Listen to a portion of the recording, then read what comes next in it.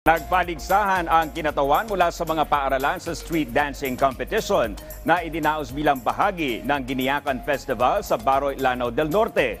Pinasinayaan na rin ang ilang mga bagong pasalan sa bayan. Yan ang ulat ni Lou Antonio.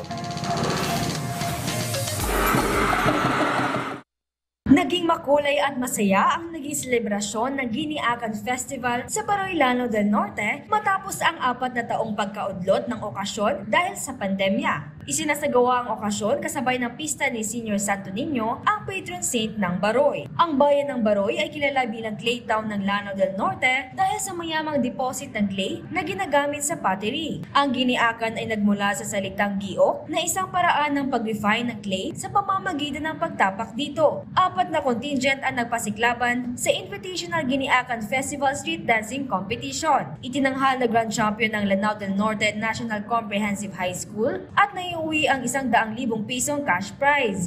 Nakuha rin nila ang Best Festival Queen Award. 75,000 pesos naman na naging cash prize ng tinanghal na first runner-up ang Linamon Contingent, second runner-up ang Santo Niño Academy at nag-uwi ng 50,000 pesos cash prize. Third runner-up ang Lanao del Norte na may consolation prize na 20,000 pesos. Siyempre kay happy kayo og dako kayo ming pasalamat nga naana po ni karon na experience na po ni namo karon. Thank you sa akong family nga nag-support ug thank you sa choreographer ug thank you kayo sa among organization nga napil ko ani nga competition. Samantala, pinasinayaan naman ng lokal na pamahalaan ng Baroy ang Baybay Sunset Cafe, A-Houses at Mangrove Park sa Barangay San Juan.